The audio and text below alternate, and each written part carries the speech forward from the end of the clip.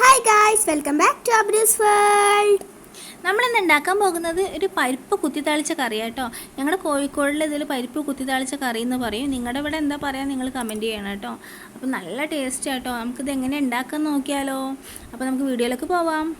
അപ്പോൾ അതിനായിട്ട് ഞാൻ ഒരു കപ്പ് പരിപ്പാണ് എടുത്തിരിക്കുന്നത്. ഒരു കപ്പ് പരിപ്പും 2 തക്കാളിയും 2 വലിയ ഉള്ളിയും 2 പച്ചമുളകൊക്കെ ഇട്ട് നന്നായിട്ട് അരിഞ്ഞതിന് ശേഷം കുക്കറിലിട്ടിട്ട് 3 വിസലിലാണ് വേവിച്ചെടുക്കുന്നത്. അതിൽ ഞാൻ 1/2 സ്പൂൺ മഞ്ഞൾപ്പൊടിയും 1 സ്പൂൺ മുളക് പൊടിയും 1/2 സ്പൂൺ ഉപ്പാണ് കേട്ടോ ചേർത്തിരിക്കുന്നത്. മുളക് പൊടി എനിക്ക് വയറ് വേദന ഉള്ളതുകൊണ്ട് ഞാൻ കുറച്ച് മുളക് പൊടി ഇതിൽ ചേർത്തിട്ടുള്ളൂ. ഒരുപാട് മുളക് പൊടിയൊന്നും ചേർത്തിയിട്ടില്ല കേട്ടോ. അപ്പോൾ നമുക്കിത് 3 വിസിൽ വേവിച്ചെടുക്കാം. അപ്പോഴത്തേക്ക് നമുക്കിതിൻ്റെ ചേരുവൊക്കെ ഒന്ന് നോക്കാം. അപ്പോൾ അതായത് ഈ കല്ലാണ് ഉപയോഗിച്ചിരിക്കുന്നത്. ഈ കല്ലിലേക്ക് നമുക്ക് വെളുത്തുള്ളിയും ഇഞ്ചിയും ഒരു 3-4 ചെറിയ ഉള്ളിയും കൂടി ഇട്ടിട്ട് നന്നായിട്ടൊന്ന് ചതച്ചെടുക്കണം കേട്ടോ. ഉണക്കമുളകും ഇട്ടിട്ട് നന്നായിട്ടൊന്ന് ചതച്ചെടുക്കാം. നല്ല ചതച്ച പരുവാകുമ്പോൾ നന്നായിട്ടൊന്ന് ചതച്ചെടുക്കുക കേട്ടോ. അപ്പോൾ അതാ നമ്മുടെ കരിവേപ്പില, നമ്മുടെ വീട്ടിലുണ്ടായ കരിവേപ്പില കേട്ടോ. നല്ല ഫ്രഷ് കറിവേപ്പിലയാണ്.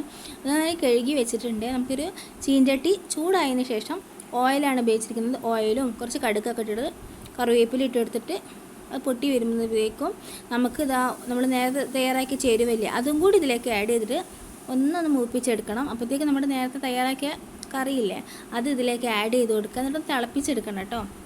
അത് വെള്ളം വറ്റാൻ വേണ്ടിയിട്ടാണ് ഞാൻ ഇത്ര സ്പീഡിൽ തിളപ്പിക്കുന്നത്. അപ്പോൾ നല്ലതായി തിളപ്പിച്ച് കൊടുത്തതിന് ശേഷം നമുക്ക് ഈ കറി വാങ്ങി വെക്കാം. നല്ല ടേസ്റ്റായിട്ട് ചപ്പാത്തിൻ്റെ കൂടെയൊക്കെ കഴിക്കുക. നിങ്ങൾ ഒരു വട്ടെങ്കിലും ഒന്ന് ഉണ്ടാക്കി നോക്കണം. വളരെ സിമ്പിളാണ്. നല്ല സ്മെല്ലുണ്ട് കേട്ടോ ഗായ്സ്. എനിക്ക് വളരെ ഇഷ്ടമായി ഈ കറി.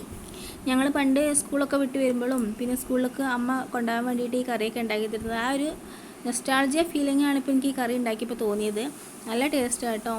ചപ്പാത്തീൻ്റെ കൂടെയൊക്കെ കഴിക്കാൻ പറ്റും. നിങ്ങളൊന്ന് ട്രൈ ചെയ്ത് നോക്കണം, എന്നിട്ട് പറയണം കേട്ടോ ഗൈസ്. അപ്പോൾ ഇതാ ഞങ്ങൾ രണ്ടാളും ചോറ് തിന്നാൻ പോവുകയാണ്. ഒരു മുട്ട പൊരിച്ചതും പരിപ്പ് കുത്തി തളിച്ചതും ഇത്തിരി തൈരൊക്കെ എടുത്തിട്ട് ഞങ്ങൾ ചോറ് കഴിക്കാൻ വേണ്ടി പോവുകയാണ്. അപ്പം നിങ്ങളെന്തായാലും ട്രൈ ചെയ്യണം.